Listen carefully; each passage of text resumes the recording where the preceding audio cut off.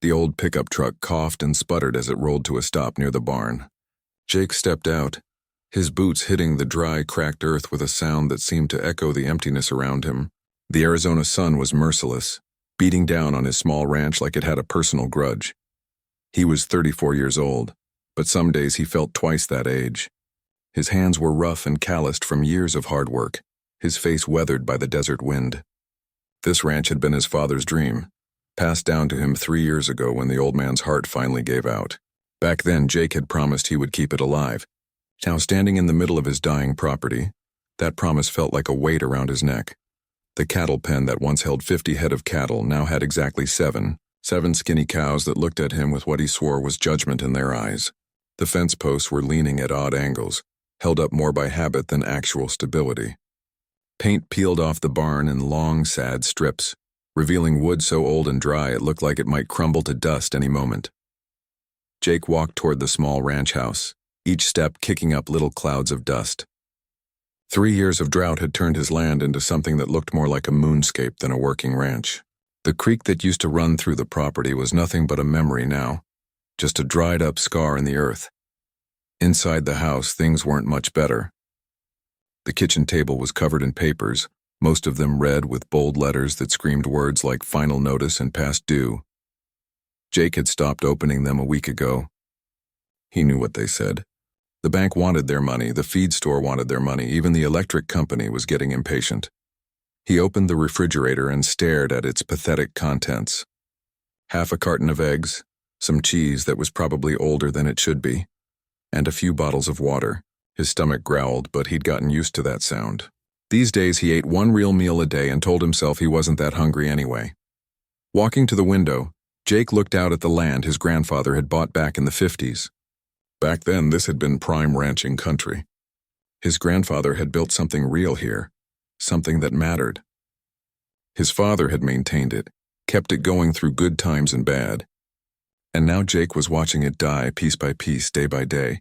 The worst part wasn't the hunger or the debt or even the shame of failing. The worst part was the loneliness. Since his father passed, Jake had been alone out here. No wife, no kids, no family left to speak of. His mother had died when he was young, and he was an only child. The nearest neighbor was 5 miles away, and they had their own problems to worry about. He pulled out his father's old watch from his pocket, the one thing of value he refused to sell no matter how bad things got. It was nearly 6 in the evening. In a few hours, darkness would fall over the ranch, and Jake would sit alone in this empty house trying to figure out what his next move should be. The truth was, he was out of moves. He'd sold everything he could sell. He'd worked every odd job he could find in town. He'd asked for extensions, for loans, for any kind of help. The answer was always the same. No money, no mercy, no chance. Jake sat down at the kitchen table and moved the bills aside. Underneath them was an old photo of his father, taken maybe 10 years before he died. The old man was smiling, one arm around a prize bowl, looking proud and strong. Jake picked up the photo and studied his father's face. "I'm sorry, Dad," he whispered to the empty room. "I really tried." He'd been telling himself for months that he wouldn't give up, that he'd find a way. But sitting there in the fading light, surrounded by evidence of his failure, Jake felt that determination cracking. Maybe it was time to accept reality. Maybe it was time to let the bank have the ranch, pack up what little he owned and start over somewhere else. The thought made his chest tight. This wasn't just land and buildings. This was his history, his family's legacy, his father's dream. Walking away would feel like betraying everything his family had worked for. But what choice did he have? Jake stood up and walked outside again. The evening air was slightly cooler now, though still warm enough to make him sweat. He looked at the horizon, where the sun was starting to paint the sky in shades of orange and red. At least the sunsets were still beautiful out here. That was free. He made his way to the barn where his father's old tools still hung on the wall. Everything was covered in dust now, unused for months. He ran his hand along the workbench, remembering how his father had taught him to fix things here, how to work with his hands, how to solve problems. Don't matter how hard things get, his father used to say. A man keeps going. That's what separates the ones who make it from the ones who don't. Jake closed his eyes and took a deep breath. Okay. 1 more month. He'd give it 1 more month. He'd find a way to scrape together the minimum payment. Maybe sell one more cow, maybe pick up some work in town. One more month to honor his promise. As he walked back to the house, the first stars were starting to appear in the darkening sky. Jake didn't know it yet, but this would be his last night of being alone. Tomorrow everything would change. Tomorrow a storm would bring two strangers into his life, and nothing would ever be the same again. But tonight, he was just a struggling rancher, holding on by his fingernails, trying to keep a promise to a dead man and a dying dream. Jake woke up to a sound he hadn't heard in over a year. Rain. Not the gentle pitter-patter kind, but the angry, violent kind that hammered on the roof like it was trying to break through. He jumped out of bed and ran to the window, his heart racing with a mix of hope and fear. The sky was completely black, even though it was only 7 in the evening. He must have dozed off after dinner, exhausted from another long day of barely keeping things together. Lightning split the sky open, illuminating the ranch in brief, brilliant flashes. Thunder followed so loud it shook the windows. This wasn't the blessing he'd been praying for. This was something else entirely. This was dangerous. Jake pulled on his boots and grabbed his rain jacket, which he hadn't needed in so long it still had dust on it. He needed to check on the cattle, make sure they hadn't spooked and broken through the already weak fences. As he stepped outside, the wind nearly knocked him off his feet. Rain pelted his face so hard it stung. He could barely see 3 feet in front of him. The wind was howling like a living thing, bending the few scraggly trees on his property almost horizontal. This was the kind of storm old-timers talked about, the kind that changed landscapes and destroyed everything in its path. He made his way toward the cattle pen, using his flashlight to cut through the darkness. The beam bounced wildly in his shaking hand. The cattle were huddled together in the corner, looking miserable but safe for now. He did a quick count. Still 7. Good. That's when he heard it. A sound that didn't belong to the storm. It was faint, almost lost in the wind, but Jake's ears were trained from years of ranch life. It sounded like shouting. He turned toward the sound, pointing his flashlight in that direction. Nothing but rain and darkness.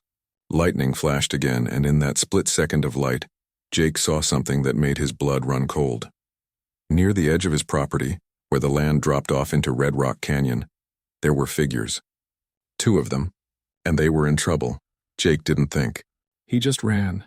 His boots splashed through puddles that had formed in minutes, slipping on the mud, but he kept going. As he got closer, another flash of lightning showed him the full picture, and his stomach dropped. 2 women were trapped on a narrow ledge about 15 feet down the canyon wall. And they were huge. Not fat, but tall and powerfully built. Bigger than any women Jake had ever seen. Even from a distance, he could tell they were well over 6 feet tall, with broad shoulders and strong frames. They were wearing what looked like traditional Native American clothing, now soaked and heavy with rain. Their long, dark hair was plastered to their faces as they clung to the rocky ledge. One of them was trying to pull the other up, but the ground beneath them was crumbling, washing away in the rain. "Hey!" Jake shouted, but his voice was lost in the wind. He got closer to the edge, his flashlight beam finding them. Both women looked up at him, their faces showing equal parts relief and desperation. "The ledge is breaking," one of them shouted, her voice deep and strong despite the fear in it. "We can't climb up. The rock keeps giving way." Jake could see it now. Every time they tried to find a handhold to pull themselves up, chunks of the canyon wall broke off and tumbled down into the darkness below. The rain was turning everything to mud and loose stone. His mind raced. He needed rope.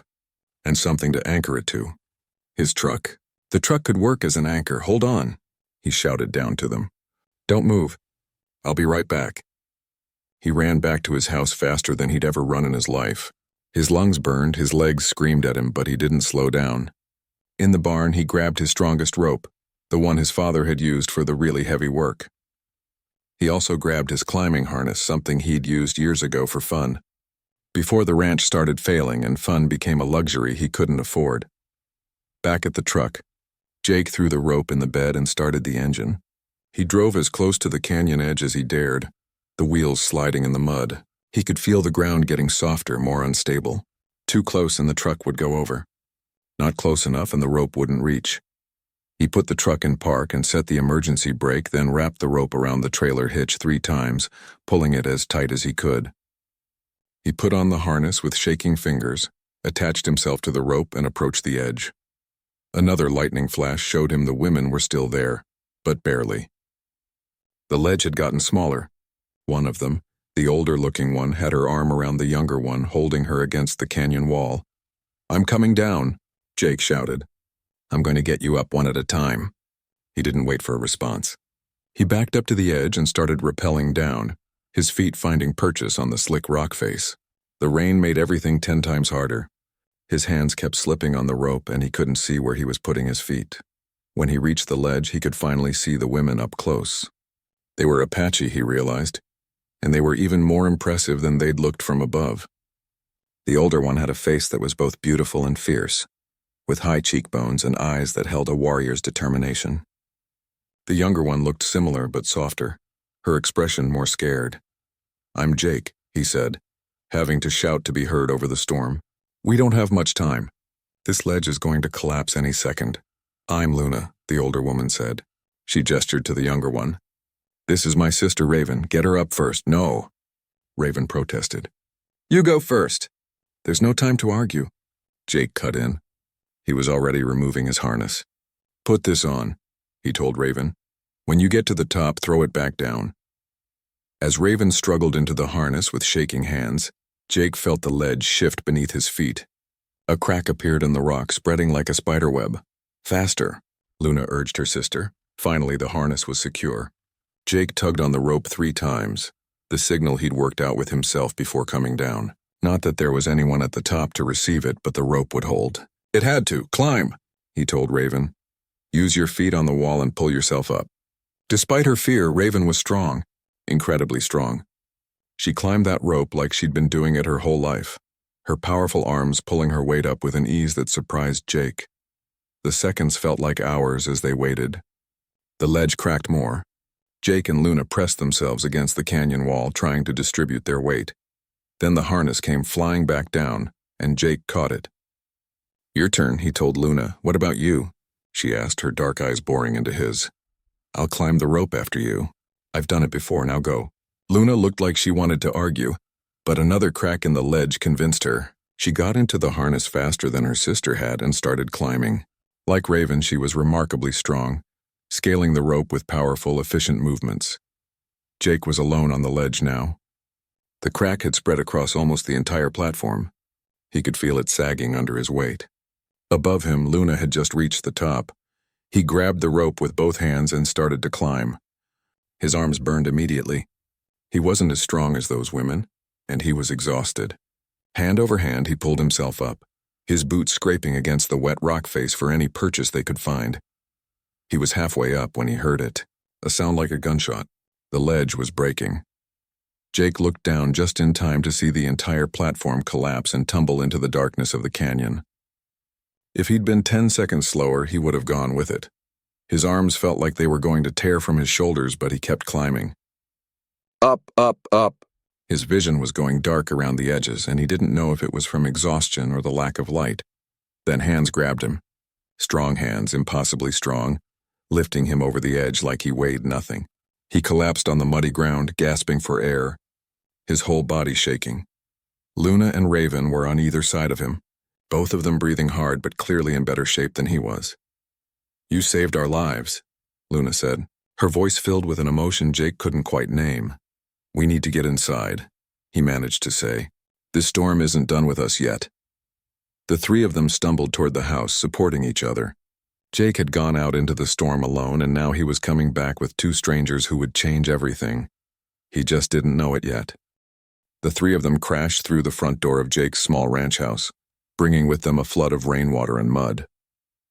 They stood in the entryway, dripping and shivering as the storm continued to rage outside. Lightning lit up the windows and thunder shook the walls.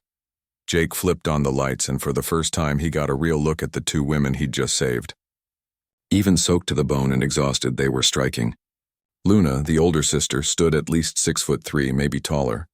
Her frame was powerful, with broad shoulders and muscular arms that showed even through her wet clothing. Raven was slightly shorter, maybe 6'1", but built just as strong.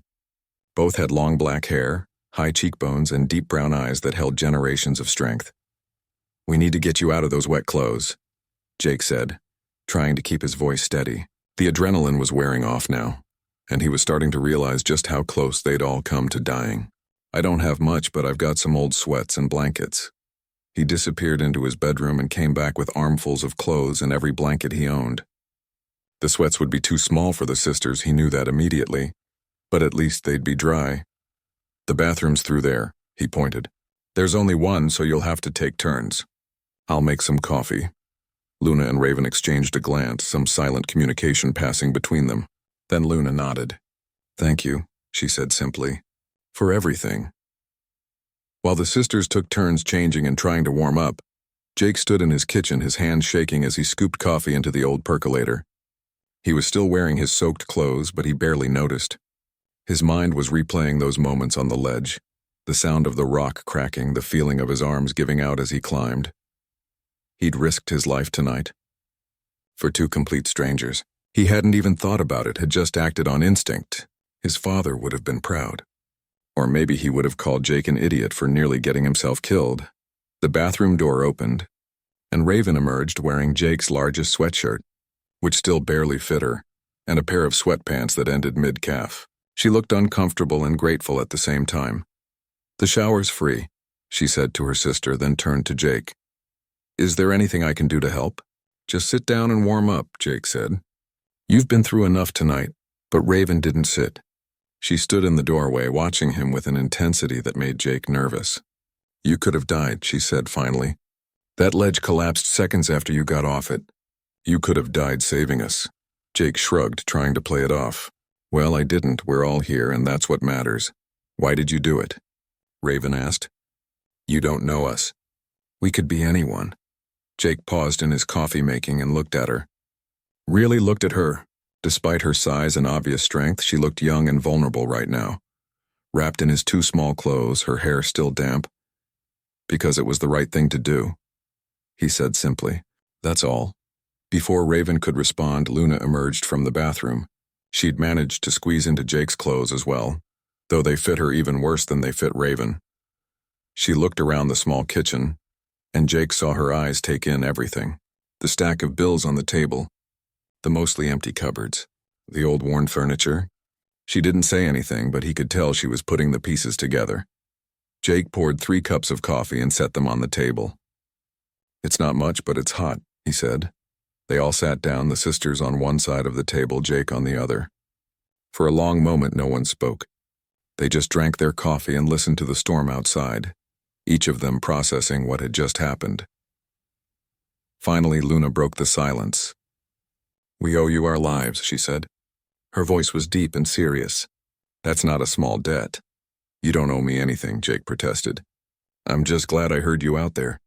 What were you doing on the canyon edge during a storm anyway? Luna and Raven exchanged another one of those looks. Then Luna spoke. We were traveling to a sacred place, she said, our family's ancestral site. It's on the other side of the canyon. We've made the journey every year since we were children, always on the same date.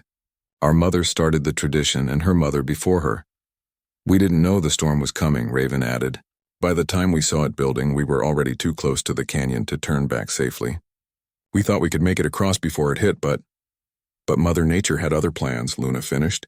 We were on that ledge trying to wait out the worst of it when the ground started giving way. Jake nodded, understanding. He'd grown up around Native American traditions, had learned to respect them, even if he didn't always understand them. Your mother, he said carefully. Is she? She passed 5 years ago, Luna said, her voice neutral but her eyes showing the pain. Our father died when we were young. It's just been the two of us for a long time now. I'm sorry, Jake said, and he meant it. He knew what it was like to lose parents, to be alone. What about you? Raven asked. This ranch, it's just you? Jake laughed, but there was no humor in it. Yeah, just me and 7 skinny cows and a whole lot of debt. He didn't know why he said it. Maybe it was the exhaustion or the adrenaline crash, or just the fact that these 2 women had almost died and he'd almost died and pretending everything was fine seemed pointless. Luna's eyes went to the papers on the table again. You're losing the ranch, she said. It wasn't a question. Jake wanted to deny it, to protect his pride. But what was the point? Yeah, he admitted. Bank's foreclosing at the end of the month. I've got maybe 30 days before they take everything my grandfather built, everything my father maintained, everything I've failed to save. The bitterness in his voice surprised even him. He stood up abruptly, embarrassed. Sorry, you don't need to hear about my problems. You've got your own troubles. The storm should pass by morning. I'll drive you wherever you need to go. Where would we go? Raven asked softly. Jake turned to look at her. What do you mean? We don't have anywhere, Luna said. No home, no family waiting for us. We've been traveling for the last 5 years, moving from place to place, taking work where we can find it. Never staying anywhere too long. Why not? Jake asked. Luna stood up, and even in his too small clothes, she looked powerful, dignified. Because people fear what they don't understand. We're bigger than normal women, stronger. Some people think we're freaks, others think we're dangerous. We've learned it's easier to keep moving than to deal with the questions and the stares. Jake thought about that. He looked at these 2 women who had almost died tonight, who had been saved by a stranger who had nowhere to go and no one waiting for them. He thought about his empty ranch, his failing dream, his desperate loneliness. You can stay here tonight, he said. Both of you. The couch folds out and I've got extra pillows. It's not much, but you're welcome to it. Thank you, Luna said. We'll leave in the morning and get out of your way. Get some rest, Jake said. We all need it. He set them up on the fold-out couch with all his spare blankets and pillows. Then he retreated to his bedroom, but he didn't sleep. He lay in his bed, listening to the storm slowly die down outside, thinking about the strange turn his life had taken. In the other room, Luna and Raven weren't sleeping either. They were having a whispered conversation, one that Jake couldn't hear but that would change everything. He saved our lives, Luna, Raven was saying, and he's losing everything. I know, Luna replied. I've been thinking about it. Apache tradition is clear. A life debt must be repaid. Yes, but there's more to it than that. Did you see how he didn't hesitate? He just ran into the storm to help us. No questions asked, Raven nodded in the darkness. And he's alone. Just like us, he needs help. And we need a home. Are you thinking what I'm thinking? Luna was quiet for a moment. Then she said, we stay. We help him save his ranch. We repay our debt. And maybe, Raven added softly, we finally find a place where we belong. Outside, the storm was passing, leaving behind a clean, rain-washed world, and inside the small ranch house, 3 lonely people were about to discover that sometimes the best families are the ones you choose. Not the ones you're born into. None of them knew it yet. But tomorrow morning would be the beginning of something extraordinary. Jake woke up to the smell of coffee and something else. Bacon? That couldn't be right. He hadn't bought bacon in months. He couldn't afford it. He stumbled out of his bedroom, rubbing his eyes, and stopped dead in his tracks. His kitchen looked different. Clean, for one thing. The stack of bills had been neatly organized to one side. The dishes that had been piling up in the sink were washed and put away, and Luna was standing at his stove cooking breakfast. Good morning, she said without turning around. I hope you don't mind. We found some eggs and bacon in your freezer. You really should eat better. Jake's mouth opened and closed like a fish. What? Raven appeared from outside, carrying an armful of firewood. She was wearing the same 2 small clothes from last night, but she didn't seem to care. The storm knocked down some dead branches. I figured you could use the wood for the fireplace. You've been up for hours, haven't you? Jake asked, checking the clock. It was only 6 in the morning. We're early risers, Luna said, finally turning to look at him. She had her long black hair tied back in a braid, and despite the ridiculous fit of his clothes, she looked completely comfortable and in control. Breakfast is almost ready. Sit down. Jake sat, feeling like a guest in his own home. Within minutes, Luna had placed a plate in front of him piled high with scrambled eggs, bacon, and toast. His stomach growled loudly. When's the last time you had a real breakfast? Raven asked, sitting down across from him with her own plate. Jake tried to remember and couldn't. A while, he admitted. They ate in silence for a few minutes. The food was simple but delicious, and Jake found himself eating faster than he probably should. He was halfway through his second helping when he realized both sisters were watching him with expressions he couldn't quite read. What? He asked, suddenly self-conscious. Luna set down her fork. We've been talking, she said. Raven and I. We've been talking all night, actually. About what? About our debt to you, Luna continued. In Apache tradition, when someone saves your life, that creates a bond. A responsibility. We owe you our lives, Jake. That's not something we take lightly. Jake shook his head. I told you you don't owe me anything. I did what anyone would do. But not everyone would do it, Raven said quietly. Most people wouldn't have risked their own life for strangers. But you did. Without thinking twice. Look, Jake said, feeling uncomfortable with where this was going. I appreciate the breakfast and the cleaning, but you don't need to feel obligated to me. Once you finish eating, I'll drive you to town or wherever you need to go and we'll call it even. Okay? Luna stood up and Jake was reminded again of just how imposing she was. Not in a threatening way, but in a way that commanded attention and respect. What if we don't want to go? She said. Jake blinked. What? What if we want to stay? Raven added, standing next to her sister. What if we want to help you? Help me with what? With saving your ranch, Luna said, as if it was the most obvious thing in the world. Jake laughed, but it came out more bitter than he intended. This ranch is beyond saving. I've been trying for 3 years and I'm out of options. Out of money. Out of time. But you're not out of help, Luna said. She walked over to the window and looked out at the property. We walked around this morning while you were sleeping. The land is good. The bones of this place are solid. It just needs work. A lot of work. Work I can't afford to pay for, Jake said. I can barely feed myself, let alone hire help. We don't want your money, Raven said. Jake stared at them. Then what do you want? Luna turned back to face him. A home, she said simply. A purpose. A place to belong. You saved our lives last night. Let us return the favor. Let us help you save your life's work. I don't understand, Jake said, shaking his head. You're talking about staying here? Working for free? That doesn't make any sense, doesn't it? Luna asked. She came back to the table and sat down, leaning forward. You're alone. We're alone. You need help. We need a home. This could work for all of us. But you don't know anything about me, Jake protested. I could be a terrible person. This could be a terrible place. You risked your life for strangers in a storm, Raven said. That tells us everything we need to know about what kind of person you are. Jake was quiet for a long moment, his mind racing. This was crazy. 2 women he'd just met, offering to stay and work his failing ranch for nothing. It didn't make sense. People didn't do things like this. Why? He asked finally. Really, why would you do this? Luna's expression softened. Because we've been wandering for 5 years, Jake. 5 years of temporary jobs, temporary homes, temporary everything. We're tired of being temporary. We're tired of being alone, and last night when you came down to that ledge, when you put yourself in danger for us, we saw something we haven't seen in a long time. What's that? Kindness, Raven said. Real kindness. Not pity. Not fear, not curiosity about how big we are or how strong we are. Just pure, simple kindness from someone who saw people in trouble and wanted to help. Besides, Luna added, a slight smile crossing her face, we're good at ranch work, very good.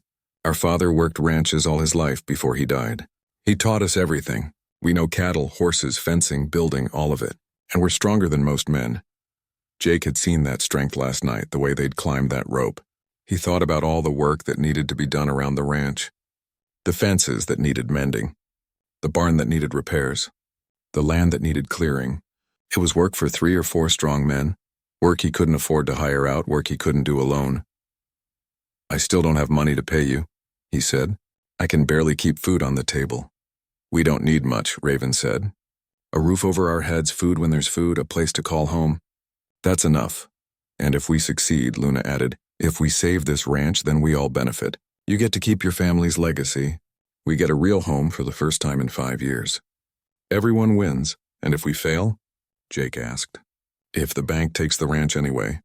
Luna shrugged her broad shoulders. Then at least we tried. At least we had a few weeks or months of feeling like we belonged somewhere. That's more than we've had in a long time. Jake looked at these 2 remarkable women standing in his kitchen, offering him something he'd thought was impossible. Hope. He thought about his father, about the promise he'd made, about how close he'd come to giving up. This is crazy, he said. Probably, Luna agreed. It might not work. Probably won't, Raven said with a small smile. And if it does work, if we somehow pull this off, you're not leaving. Where would we go? Luna asked. If this works, this would be our home too. Jake stood up and walked to the window, looking out at his ranch. The storm had washed everything clean, and in the morning light the land looked almost hopeful. He thought about working this place alone for 3 more weeks until the bank came. Or he thought about working it with help, with these 2 strong, capable women who were offering him a gift he didn't deserve. He turned back to face them. "Okay," he said. "Okay, let's try this. But I want to be clear about something." "What's that?" Luna asked. "If you're staying, you're not hired help. You're not employees or ranch hands or anything like that. If we're doing this together, we're doing it as equals. Partners. This is your home too for as long as you want it to be. Deal?" Luna walked over to him and extended her hand. Her grip was firm and strong, her hand calloused from years of hard work. "Deal," she said. Raven joined them, adding her hand to the shake. "Deal," she echoed. And just like that, Jake's lonely one-man operation became a team of 3. None of them knew if they could actually save the ranch. None of them knew if this crazy arrangement would work. But standing there in the morning light, hands joined in agreement, they all felt something they hadn't felt in a long time. They felt like they belonged somewhere. "All right then," Jake said, a real smile crossing his face for the first time in months. "I guess we should get to work. We've got a ranch to save." Outside, the sun was climbing higher in the clear blue sky, and the ranch that had seemed so dead and hopeless yesterday was about to come back to life in ways Jake never could have imagined. The first week was like watching a miracle unfold in slow motion. Jake had thought he knew what hard work looked like. He'd been wrong. Luna and Raven worked like machines, but machines with heart and intelligence. They were up before sunrise every morning, and they didn't stop until well after sunset. And their strength was something Jake couldn't quite wrap his head around, even though he saw it with his own eyes every single day. On the second day, they tackled the north fence line, the one that had been falling down for over a year. Jake had tried to fix it himself 6 times, but the fence posts needed to be replaced, and that meant digging new holes and setting heavy posts deep in the hard desert ground. It was backbreaking work that required either expensive machinery or several strong men. Luna did it alone. Jake watched in amazement as she pulled old fence posts out of the ground with her bare hands, posts that he would have needed a truck and a chain to remove. She dug new holes with a post hole digger, going twice as deep as Jake could have managed in half the time. And when it came time to set the new posts, she lifted them like they were made of balsa wood instead of treated lumber. "You're staring," Raven said from beside him. She was stringing the new fence wire, her strong hands pulling it tight without any visible effort. "Sorry," Jake said, embarrassed. "It's just, I've never seen anyone that strong before." Raven smiled, but there was a sadness behind it. "It's what people usually notice about us first. Our size, our strength. Sometimes it's the only thing they notice." "That must get old," Jake said. "You have no idea." Over the next few days, Jake learned more about the sisters, not from asking directly, but from small comments here and there, pieces of a story that slowly came together. They'd grown up on a reservation in New Mexico. Their father had been Apache, their mother white. Both had been tall, but not unusually so. The sisters' extraordinary size had started showing when they were teenagers, some genetic gift from generations back that decided to manifest in them. The doctors couldn't explain it, Luna told him one evening as they worked on repairing the barn roof. "We're not sick, not abnormal really, just blessed with our ancestors' warrior build," my mother used to say. "Your mother sounds like she was a wise woman," Jake said. "She was," Luna agreed, her voice soft. "She taught us to be proud of who we were, to see our strength as a gift, not a curse." "But not everyone saw it that way?" Jake guessed. Luna hammered in a nail with one powerful stroke before answering. "No, not everyone." Jake didn't push for more details. He figured they'd tell him when they were ready. By the end of the first week, the transformation of the ranch was already visible. The north fence was completely rebuilt. The barn roof was fixed and no longer leaked. The cattle pen had been reinforced and expanded. And Luna had discovered something that Jake had missed entirely. "There's water here," she announced on day 6, standing in what Jake had thought was just another empty stretch of dried-up land. "What are you talking about?" Jake asked. "That creek dried up over a year ago." "Not the creek," Luna said. She knelt down and pressed her ear to the ground, listening. "It was something her father had taught her," she explained. "An old Apache technique for finding water. There's an underground spring here, maybe 15 feet down. If we dig a well, we could have all the water we need." Jake wanted to believe her, but digging a well was expensive, requiring specialized equipment. I can't afford to hire someone to dig a well, he said. Then we'll do it ourselves, Luna said simply. And they did. Over the next 5 days, the three of them dug a well by hand. It was brutal, exhausting work. Jake had never worked so hard in his life. But Luna and Raven never complained, never slowed down. They dug in shifts, one of them always in the hole, chipping away at the hard desert ground while the other hauled up buckets of dirt. When they finally hit water at 17 feet down, Jake actually cried. He wasn't ashamed of it either. He stood there, tears running down his dusty face, watching clear, clean water bubble up from the ground. And he felt like his prayers had finally been answered. "Thank you," he said to the sisters. "I don't know how to thank you enough." "You already have," Raven said. "You gave us a home." Word started to spread about what was happening at Jake's ranch. His nearest neighbor, Mrs. Rodriguez, stopped by in her truck one afternoon.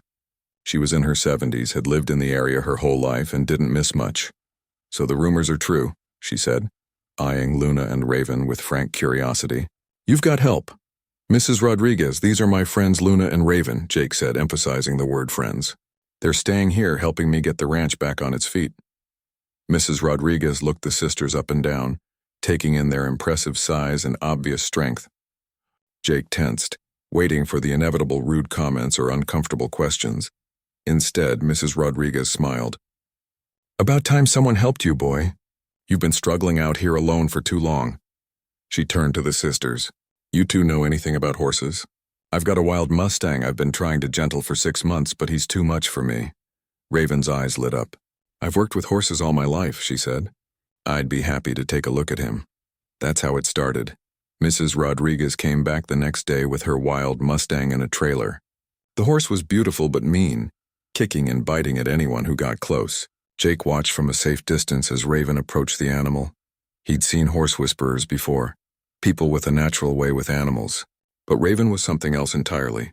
She moved slowly, speaking in Apache, her voice low and soothing. The horse's ears flicked toward her, listening. Within an hour, she had a halter on him. Within 2 hours, she was leading him around the pen. By the end of the day, she was sitting on his back, riding him bareback around the ranch. Mrs. Rodriguez was so impressed she paid Raven $200 on the spot and told everyone in town about it. More neighbors started showing up. Some were just curious, wanting to see the 2 giant Apache women everyone was talking about. But others came with work. Could Luna help move some heavy equipment? Could Raven train a stubborn horse? Could they both help repair a collapsed barn? Jake split the money evenly with the sisters, but they kept trying to give him their share. "This is for the ranch," Luna insisted. "It's for all of us," Jake countered. "You earned it, you keep it." They finally compromised, putting everything into a shared fund for ranch expenses. The money helped, but it was more than that. People were seeing what Jake was seeing, that these 2 women weren't freaks or oddities. They were skilled, hard-working, and kind. Slowly, very slowly, the sisters were finding acceptance in a community that was learning to see past their size to who they really were. At night, the 3 of them would sit on the porch, too tired to do much more than drink coffee and watch the sunset. Those were Jake's favorite times. They'd talk about their plans for the ranch, about what needed to be done next, about small victories and setbacks. "We rebuilt the south fence today," Raven said one evening. "That's all the fencing done. The cattle look healthier too," Luna added. "Now that they have water and better grazing land," Jake nodded, looking out at his ranch. In just 3 weeks, it had been transformed. The fences were solid, the buildings were repaired, the well provided plenty of water, and the land looked alive again. They'd even bought 3 more cows with the money from the odd jobs, bringing the herd up to 10. It wasn't much, not yet. But it was progress. Real visible progress. "The bank payment is due in 1 week," Jake said quietly. He'd been trying not to think about it, but it was always there in the back of his mind. "I've got most of it saved, between what we've earned and selling off some old equipment. But I'm still short by about $500. "We'll find a way," Luna said with quiet confidence. "We've come this far." Jake looked at these 2 women who had become his friends, his partners, his family in just 3 short weeks. "Yeah," he said, "we'll find a way." But finding $500 in 7 days wasn't going to be easy. Jake knew that. What he didn't know was that their biggest challenge was still ahead of them, and it would come from a direction he never expected. The black Mercedes looked completely out of place on Jake's dusty ranch road. It pulled up to the house on a Wednesday morning, kicking up a cloud of dust that settled slowly in the still air. Jake was fixing a water trough when he saw it, and his stomach immediately tightened. He knew that car. Everyone in the county knew that car. 3 men got out. The first was Raymond Hutchins, the biggest rancher in the area. He owned over 5,000 acres of prime grazing land and had more cattle than Jake could count. He was in his 50s with silver hair, expensive boots, and a smile that never reached his eyes. The second man was younger, wearing a suit that probably cost more than Jake's truck. A lawyer, obviously. The third was Raymond's ranch foreman, a big guy named Chuck who looked like he ate nails for breakfast. Luna and Raven appeared from the barn, both of them reading the situation immediately. They flanked Jake without a word, and he was grateful for their presence. "Jake," Raymond called out, all fake friendliness. "Good to see you, son. Place is looking better than last time I drove by." "What can I do for you, Raymond?" Jake asked, keeping his voice neutral. Raymond's eyes flicked to Luna and Raven, lingering a bit too long on their size. Jake saw something flash in the man's expression. Surprise, maybe, or calculation. "Well, I hate to be the bearer of bad news," Raymond said, though his tone suggested he didn't hate it at all. "But there's been a situation come to my attention. A legal matter." The lawyer stepped forward, pulling papers from his briefcase. "Mr. Thornton, I'm representing Mr. Hutchins in a boundary dispute. According to county records from 1952, there was an error in the original property survey.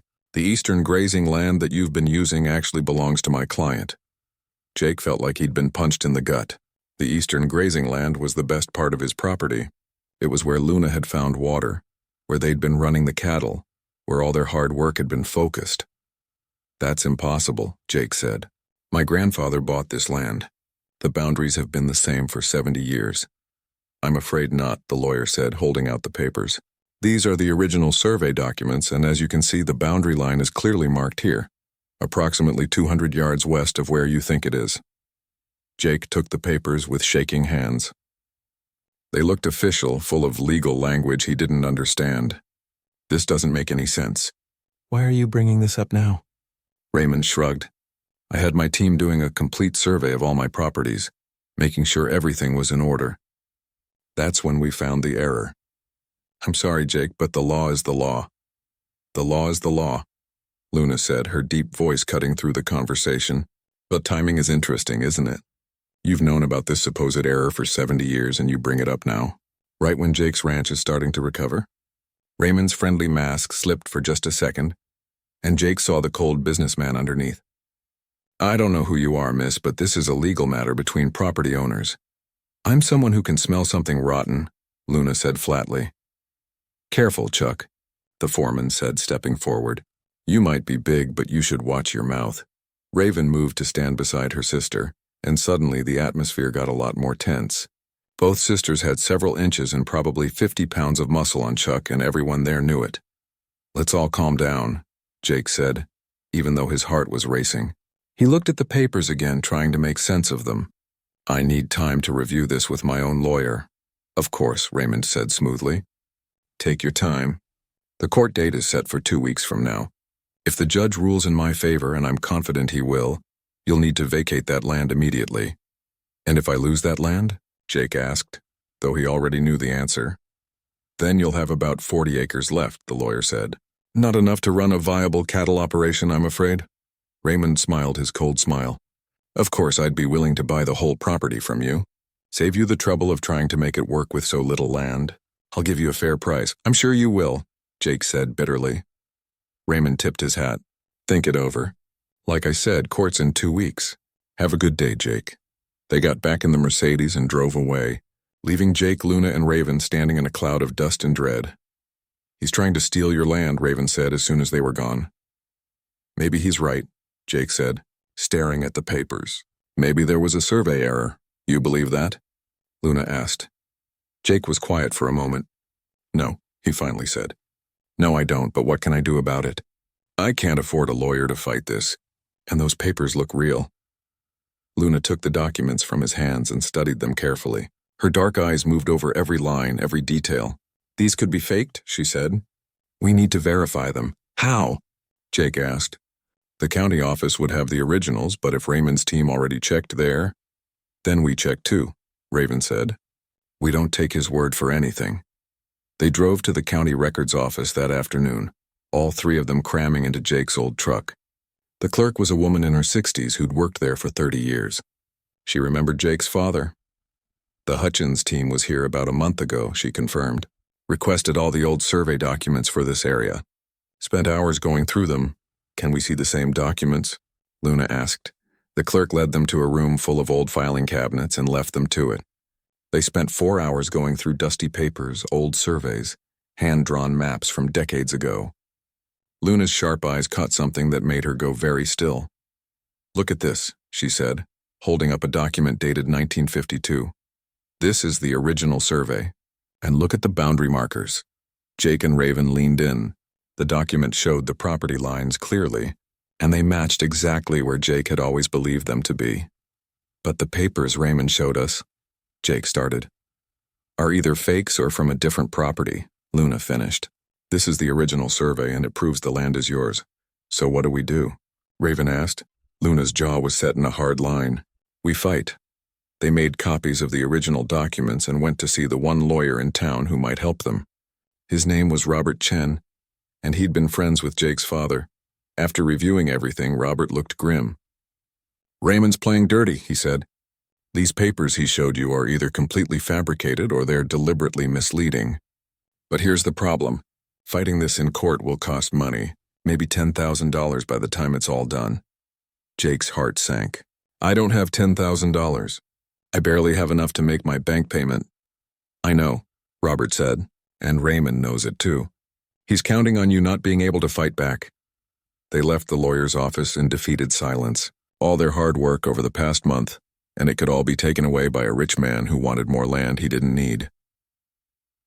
That night, sitting on the porch, Luna broke the silence. There might be another way, she said. What way? Jake asked. In the old days, when Apache people had disputes that couldn't be resolved through talking, they settled them through contests of skill and strength. Both sides would agree to the terms, and whatever the outcome, both sides honored it. Raymond's not Apache, Raven pointed out. No, Luna agreed, but he's proud. And he's arrogant. What if we challenged him? Not in court, but in a contest. Old-fashioned ranching skills. Winner takes the land dispute. Jake stared at her. You think he'd agree to that? I think his pride wouldn't let him back down, Luna said. Especially if we make it public.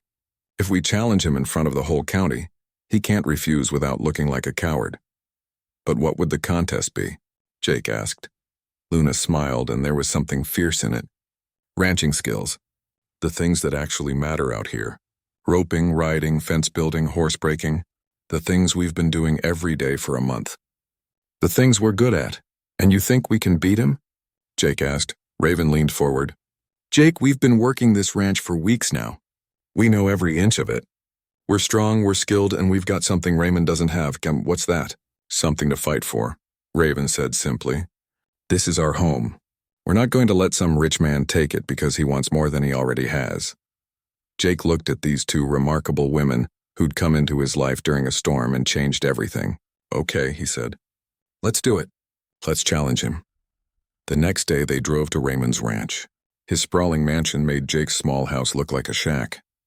But they walked up to that door with their heads high. When Raymond answered, his expression went from surprised to amused. Jake, ladies, what can I do for you? We're challenging your claim, Jake said. We have proof that the land is mine. The original survey documents from the county. Raymond's smile didn't waver. Then I'll see you in court.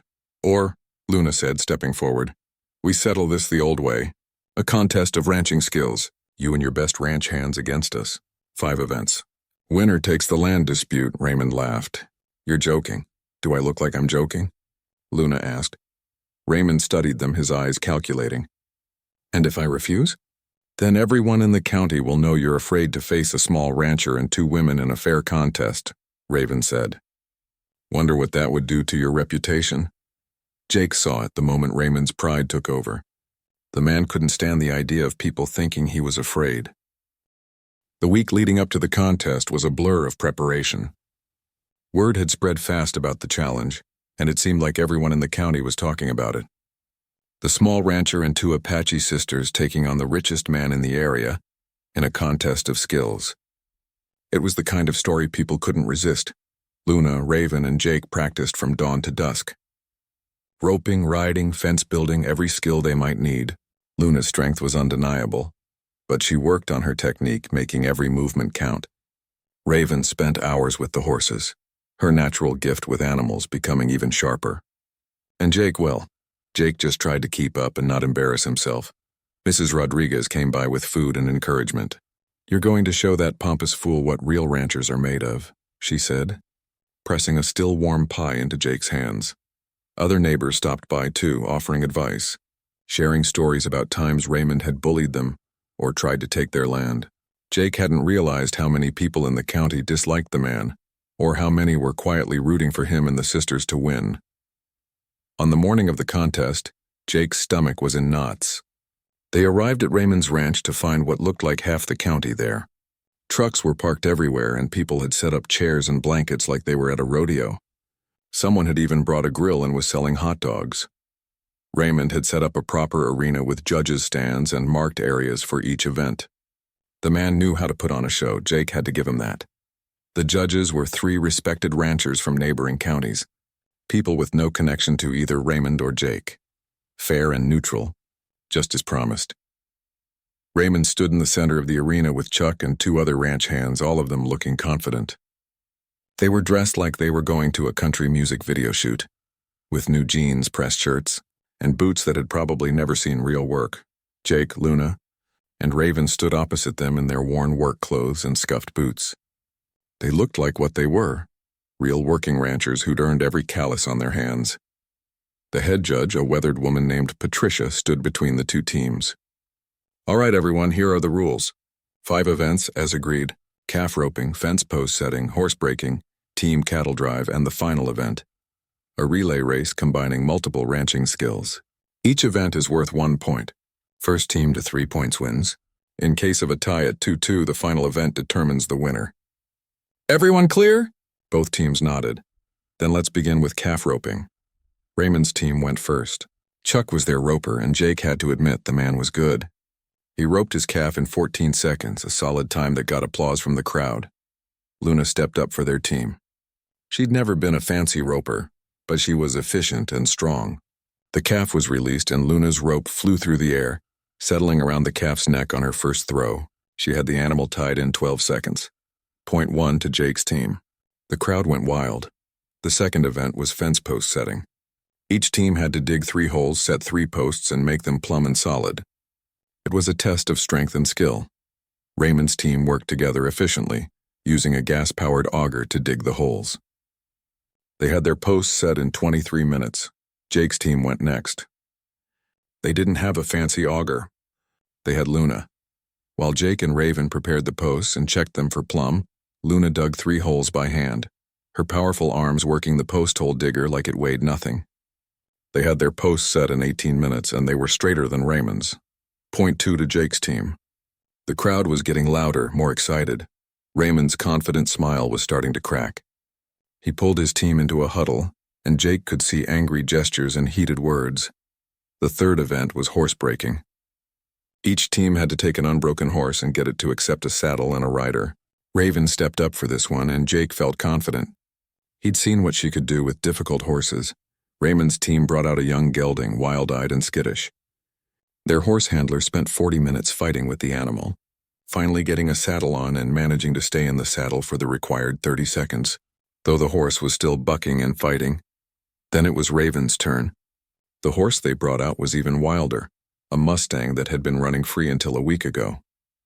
The crowd went quiet, wondering if Raven could handle it.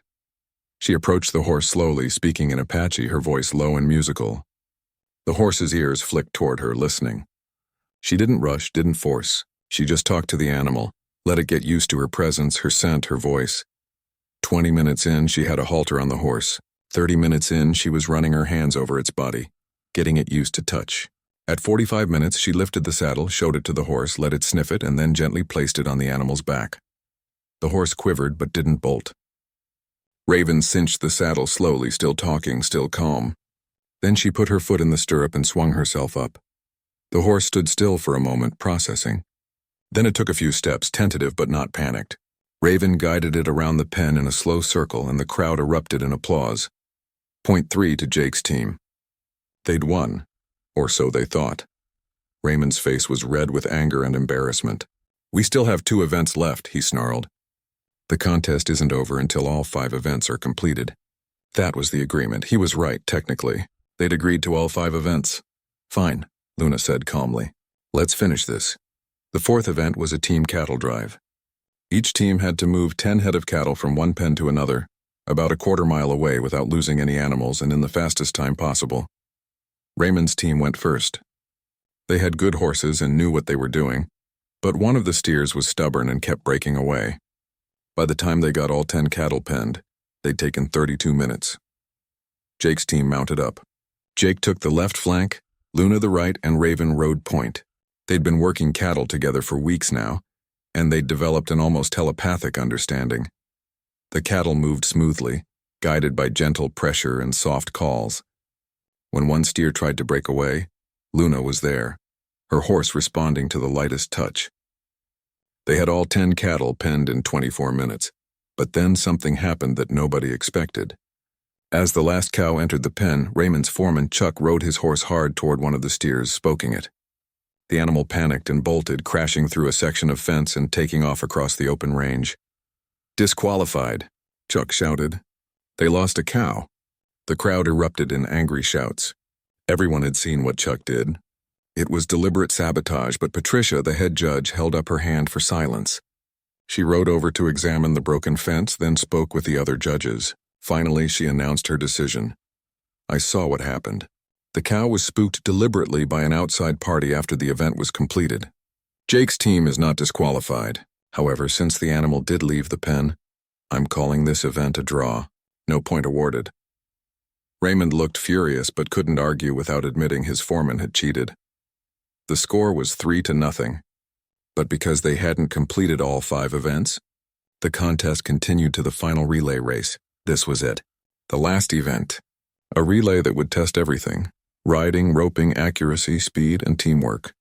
Each team member had to complete a section of the course, then hand off to the next team member. The crowd was on their feet now, shouting encouragement. Jake could see Mrs. Rodriguez wiping tears from her eyes. Raymond's team went first, and they were good. Really good. They completed the course in 8 minutes and 42 seconds. Jake's team huddled together. "We can do this," Luna said, her hand on Jake's shoulder. "Remember what we practiced. Trust each other." Jake went first. He had to ride to the first station, rope a dummy, and ride back. His hands were shaking so badly he almost dropped the rope. But he took a deep breath and remembered all those mornings practicing with Luna. He roped the dummy on his second throw and rode back. Handing off to Luna, Luna's section was pure strength. She had to carry a 100-pound feed sack 100 yards, then lift and set 3 fence rails.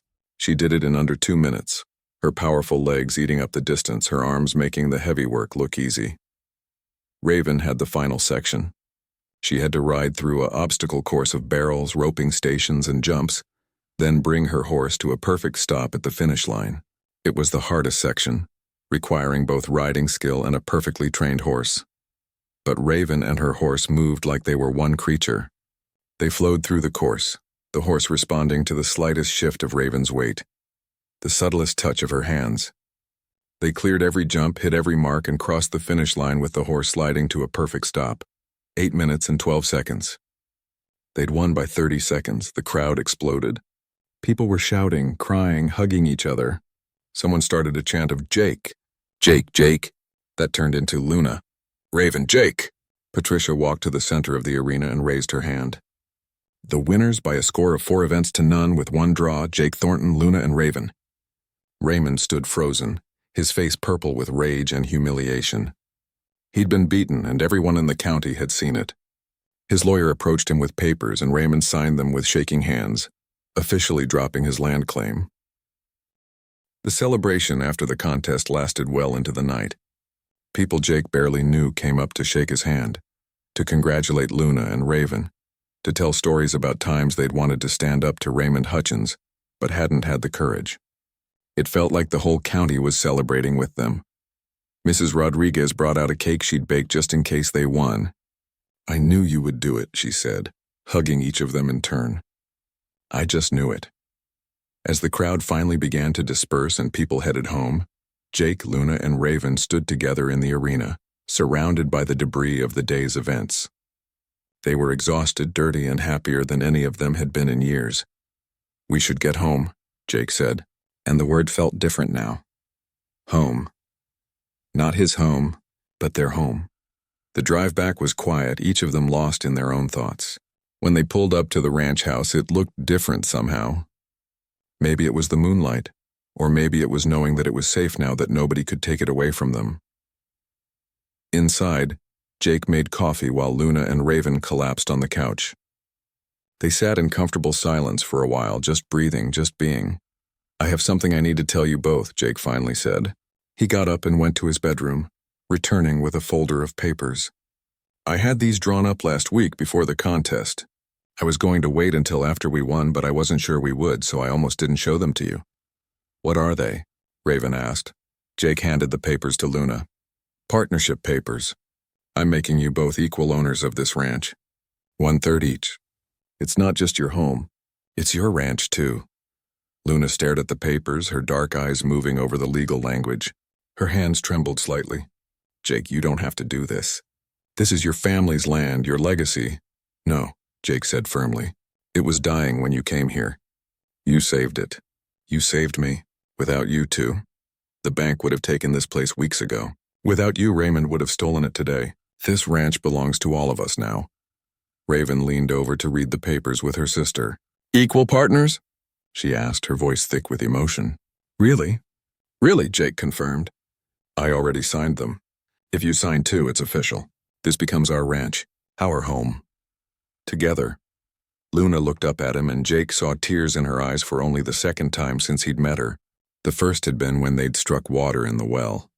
"For 5 years we've been wandering," she said quietly. 5 years of temporary jobs, temporary places, never belonging anywhere. People looking at us like we were circus acts or problems to be solved. And then we almost died on that ledge, and you risked your life for us without even knowing our names. That night, lying on your couch, Raven and I talked about Apache tradition," Luna continued, "about honor and debt and family. But it became more than that within days. This place working beside you, building something together. It felt right in a way nothing has felt since our parents died." Raven nodded, wiping her own eyes. "We weren't just repaying a debt. We were building a home. Our home." "Then sign the papers," Jake said, his own voice getting rough. "Make it official." Luna took the pen Jake offered and signed her name in bold, strong letters. Raven signed next to her sister's signature. And just like that, the ranch that had been in Jake's family for 3 generations became something new, something bigger, something better. "We need to celebrate properly," Raven said, standing up suddenly. "This is huge. We just became ranchers, real official ranchers with our names on legal papers and everything." Jake laughed. "What did you have in mind?" "We're all too tired to drive back to town." "We don't need to go anywhere," Luna said, a rare smile crossing her face. "We have everything we need right here." They raided Jake's kitchen, which was actually well stocked now thanks to the money they'd been earning. They made sandwiches, found some chips, and Luna discovered a bottle of whiskey that had been Jake's father's, hidden in the back of a cabinet. "Dad only brought this out for special occasions," Jake said, holding the dusty bottle. "I think this qualifies." They poured 3 small glasses and sat back down at the kitchen table, the same table where Jake had sat alone so many times, counting bills he couldn't pay and wondering how much longer he could hold on. "To family," Luna said, raising her glass. "To home," Raven added. "To second chances," Jake finished. They clinked glasses and drank. The whiskey burned going down, but it was a good burn. "A celebratory burn, so what happens now?" Raven asked. "We've got the land secure, we've got water, we've got 10 head of cattle. What's next?" Jake pulled out a notebook he'd been keeping, full of ideas and plans. "Well, we need to build the herd back up. Maybe get to 30 or 40 head by next year. We should also think about fixing up the old barn. Maybe adding some stalls so we can board horses. Raven's got a real gift with them and people have been asking." "We could also start offering riding lessons," Raven said, getting excited. "Especially for kids who are nervous around horses. I've always wanted to teach. And we need to improve the house," Luna added, looking around. "It's small for 3 people. Maybe we could add on a couple of rooms, make it more comfortable." They talked late into the night, making plans, dreaming bigger than any of them had allowed themselves to dream in years. The ranch could be more than just a cattle operation. It could be a place where people came to learn about horses, about ranching, about the old ways that Luna and Raven knew from their Apache heritage. "We could teach sustainable ranching practices," Luna said. "The things my father taught me. The Apache ways of working with the land instead of against it. There are young ranchers who want to learn that. And we could host events," Jake added. "Maybe a rodeo or ranching competitions. After today, people know who we are. They'll come." The possibilities seemed endless now that the weight of losing everything had been lifted. They weren't just surviving anymore. They were planning, building, growing. As the night grew later and they finally started to wind down, Jake looked at his two partners and felt overwhelmed with gratitude. 3 months ago he'd been alone, broke and ready to give up.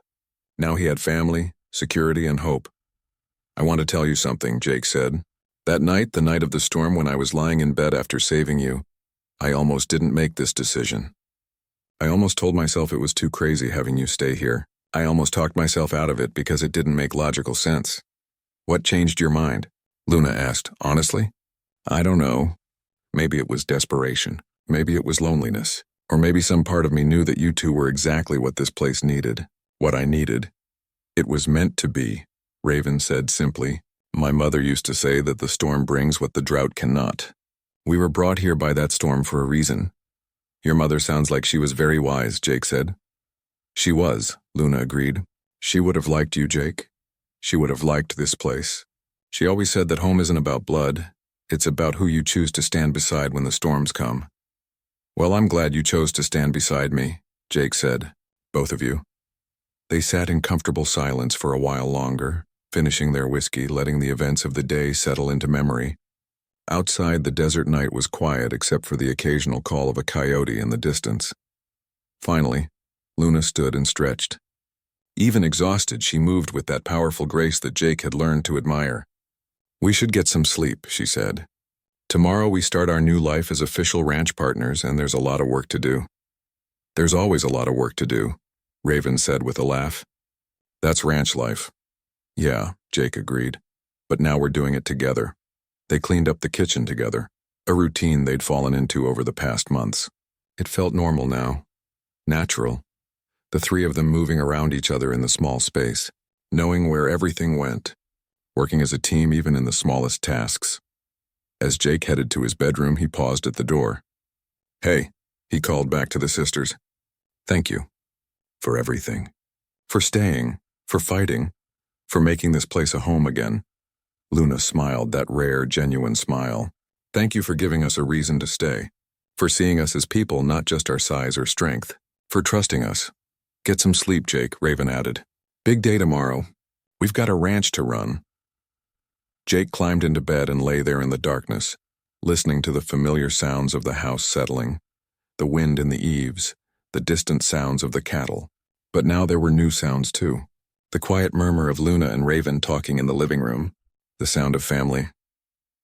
He thought about his father, about the promise he'd made to keep the ranch alive. He'd kept that promise, but not in the way he'd expected. The ranch was alive, thriving even, but it wasn't the same ranch his father had known. It was better. It was bigger, not in acres but in heart. His grandfather had built this place with his own 2 hands. His father had maintained it through good times and bad, and now Jake, along with Luna and Raven, would take it into the future. 3 people from completely different backgrounds brought together by chance and a storm, now bound together by choice and love. Outside his window, the moon was setting, and the first hints of dawn were starting to paint the eastern sky. In a few hours, the sun would rise on their first official day as partners. There would be fences to check, cattle to tend, 100 small tasks that made up the daily rhythm of ranch life.